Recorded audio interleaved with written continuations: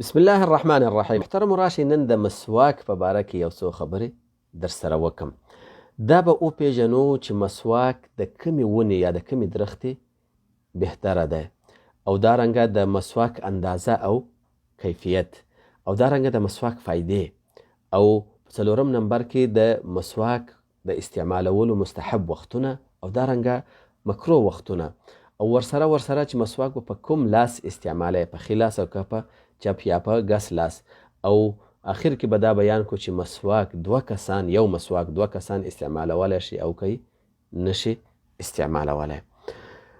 ابن مسعود رضی الله تعالی عنه فرمایی، وی په یو حدیث کې وی كنت اجتنی لرسول الله صلی الله علیه وسلم سواکا من الاراک، وی ما به د رسول الله صلی الله علیه وسلم د پاره راشو کوو یو مسواک د اراک ونې نه، یعنی کله چې به د رسول الله صلی الله علیه وسلم د پاره مسواک ما راشو کوو نو د اراک ونې نه به مې راشو کوو. د دې وجې نه علما کرام فرمایي چې د ټولو نه بهترین مسواک چې دی هغه د اراک د ونې دی، او د اراک ونه چې ده دا که تاسو په ګوګل کې ولیکئ نو کیدای شي چې تاسو ته تصویر راشي. دا په جزیره عربیه کې یا په سعودي عربستان کې او نور کم خلیجي ملکونه چې دی په دې کې پیدا کیږي، او د ټولو نه بهترین مسواک چې دی هغه د دې ونې دی. او په اوسنۍ زمانه کې هم بعضې مسلمانانو ډاکټرانو په دې باندې چې کوم تجربې کړي دي او د دې چې کوم لیبارټري کړی ده هغه دا چې په دې کې چې کوم مواد دي دا په نورو ونو کې نشته.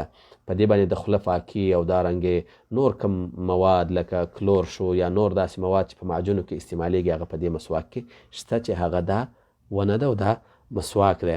د دې نه وروسته که چیرته یو چاته دا مسواک نه میلاوېده د اراک د ونې، نو علما کرام فرمایي چې د زیتون د ونې مسواک هم ښه بهتره ده، او دا ځکه چې د زیتون ونه مبارکه ده او الله رب العالمین په قرآن کریم کې صفت کړی ده. او که چیرته هغه هم نه میلاوېدل د زیتون د ونې یا د درختې مسواک، نو بیا ته د هرې ونې مسواک استعمالولی شي. خو علما کرام فرمایي چې بعضې صفات باید په مسواک کې، هغه دا چې یو خو به اندازه چې ده هغه به د دې ګوتې پیړوالی، یعنی کم پلنوالی او غټوالی او پنډوالی چې ده هغه به د دې کچۍ ګوتې په اندازه باندې. د علما کرام وایي چې بقدر الخنصر، خنصر دې ګوتې ته ویل کېږي. او دارنګې ویل کېږي چې مسواک به نه به ډېر کلک کې چې ستا وری خوږې کې، او نه به ډېر نرم چې هغه مطلب ستا د غاښونو مکمله صفایي نشي کولی، او دارنګه زخې به ورپکې نه یې. دا علما کرام ذکر کوي. بعضې لا پکې دا هم وایي چې مسواک باید د یوې لویشتې په اندازه یي. خو محترمو دا کم کیفیتونه او کم اندازه چې علماو ذکر کړې ده دا د کمال صفتونه دي، او دا لازمي نه دي په مسواک کې چې خامخا دی دا پکې، ځکه د صحابو نه او د رسول الله صلی الله علیه وسلم نه او د تابعینو او تبع تابعینو نه په دې باره کې هیڅ نه دی راغلی. د دې وجې نه دا شرطونه چې دي دا پکې لازمي نه دي. البته که چا دا وکړه نو ښه کار دی، د کمال کار دی. مستحب وختونه یې دا دی چې محترمو تقریبا 5 وختونه دي. رسول الله صلی الله علیه وسلم په یو حدیث کې فرمایي لولا ان اشق على امتی لامرتهم بالسواک عند كل وضوء. که چیرته وای ما په خپل امت باندې تنګسي یا سختي نه راوستلی، یعنی که چیرته زه دوی ته دا امر وکړم چې تاسو مسواک استعمال کړئ نو په دوی باندې دا سختی راځي او زه د دې نه نه یېرېدلی، نو لامرتهم بالسواک عند كل وضوء، ما به دوی ته امر کړی وای چې تاسو مسواک استعمال کوئ د هر اوداسه په وخت کې، او په یو روایت کې راځي چې عند كل صلاة، د هر مانځه په وخت کې. نو د مانځه په وخت کې او د اوداسه په وخت کې مسواک استعمالول دا ډېر مؤکد دی او ډېر مستحب دی. بل مستحب وخت چې دی هغه عایشه رضی الله تعالی عنها فرمایي چې کله به رسول الله صلی الله علیه وسلم د خوب نه راپاڅېده نو هغه به یشوص فاه بالسواک، هغه به خپل خوله په مسواک باندې صفا کول. د خوب نه راپاڅېدلو په وخت کې باید انسان مسواک استعمال کې. بل مستحب وخت چې دی هغه عایشه رضی الله عنها فرمایي چې کله به رسول الله صلی الله علیه وسلم کور ته راننوته نو بدأ بالسواک، هغه به شروع په مسواک باندې وکړه، خپله خوله به صفا کول. بل مستحب وخت چې دی علما کرام فرمایي چې د قرآن کریم د تلاوت په وخت کې مسواک باید استعمال شي، او دا ځکه چې د قرآن کریم تلاوت ته ملایکې راځي او ملایکې ډېره صفایي خوښوي، او ورسره د که چیرته د انسان په خولې کې بدبوی یعنې د دې نه ملایکو ته تکلیف رسیږي.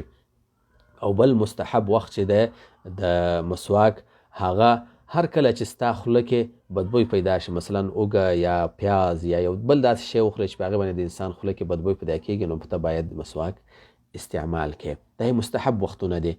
مکرو وختونه یې بعضې علماو ذکر کړي دي، هغه دا چې کله انسان روژه یې وای د ماسپښین نه وروسته باید ته بیا مسواک استعمال نه کې.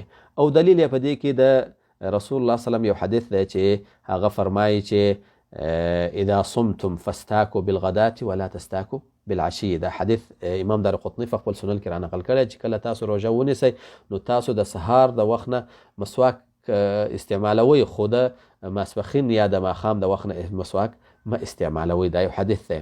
او دویم دلیل یې دا دی چې الله رب العالمین فرمایي چې لخلوف فم الصائم اطيب عند الله من ريح المسك. وای د روژهدار د خولې دا بدبوی چې د الله رب العالمین ته تر مسکو هم ډیر زیات خوښ دی او خوند ورکوي.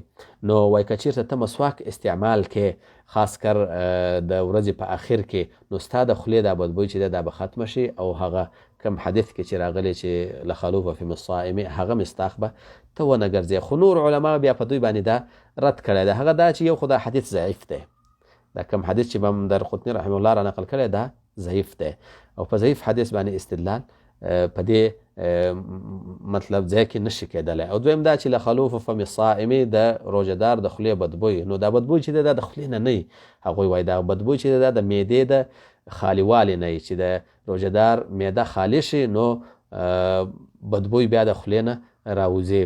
نو مسواک که ته په خولې کې استعمال کې نو د معدې ته د هغه هیڅ فایده نه رسیږي، او دا بدبوی په دې باندې نه ختمیږي. او دریم دلیل هغوی دا ذکر کوي چې دا د رسول الله صلی الله علیه وسلم نه دا تقید او د صحابو نه دا نه دی را نقل چې د ورځې په اول کې به مسواک نه استعمالوي او په آخر کې به نه استعمالوي، بلکې رسول الله صلی الله علیه وسلم په هر وخت کې مسواک استعمالوه.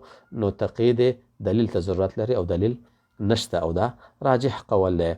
د مسواک فائدې څه دي محترمو؟ د مسواک دوه عظیمه فائدې دي. اگر که مسواک ډېرې فائدې لري، خو دا دوه عظیمه فائدې رسول الله صلی الله علیه وسلم په یو حدیث کې ذکر کړي. رسول الله صلی الله علیه وسلم فرمایي چې السواک مطهره للفم ومرضات للرب.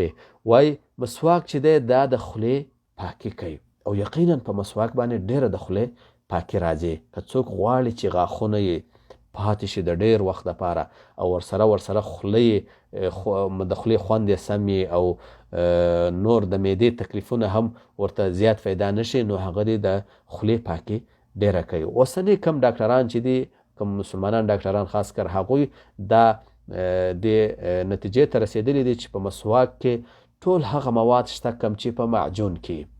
اگر که په معجون کې به بعضې داسې مواد دي چې هغه په مسواک کې نه وي، په مسواک کې به بعضې داسې مواد دي چې هغه په معجون کې نه وي، خو د خولې پاکي مکمل په مسواک باندې راتلی شي. او دویمه فایده یې رسول الله صلی الله علیه وسلم دا ذکر کړی، او دا د ټولو نه غټه فایده ده چې دا په معجون او په برش او په کریم کې نشي راتلی. هغه دا چې ومرضات للرب، مسواک چې دی دا د الله رب العالمین رضامندي ده په دې کې، او د الله رب العالمین رضا چې ده دا د هر مسلمان هدف او مقصد ده. نو په مسواک باندې د الله رب العالمین رضا ته حاصلولی شي، خو په کریم او په برش باندې ته نشي حاصلولی.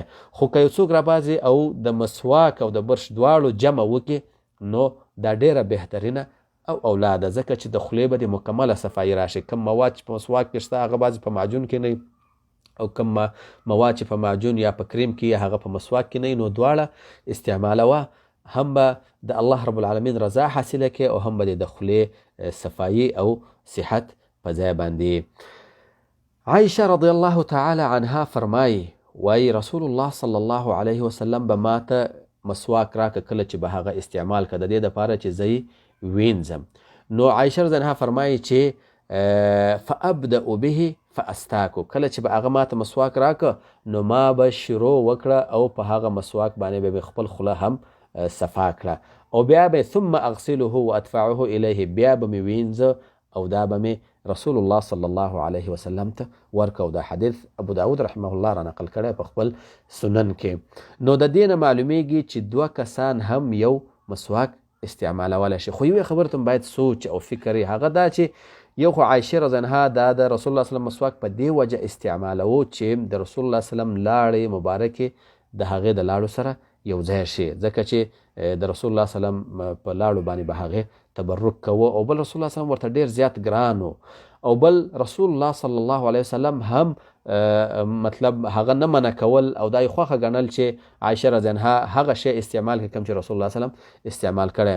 نو که چیرته یو سړی دا خوښه نه ګڼي چې زما مسواک د بل څوک استعمال کړي، نو د هغه مسواک باید استعمال نه کړي. او دویمه دا چې کله د یو انسان په خوله کې یو مرض وي، په غاښونو کې مرض، یو داسې مرض چې هغه متعدي، نو باید بل څوک د هغه مسواک استعمال نه کې. خو که چیرته د هغه خوله بالکل صفا او خوله یې بالکل مطلب غاښونه برابر یې، صحت برابر یې، نو بیا د هغه مسواک استعمالول او بیا هغه ینځل دا فروا نه لري، لکه څنګه چې رسول الله سلام د زکندن په وخت کې د عبدالرحمن ابن عوف رضی الله تعالی عنه مسواک هم استعمال کړی. الله رب العالمین دې موږ ته توفیق راکړي چې مسواک استعمال کو او د الله رب العالمین رضا راته حاصله شي.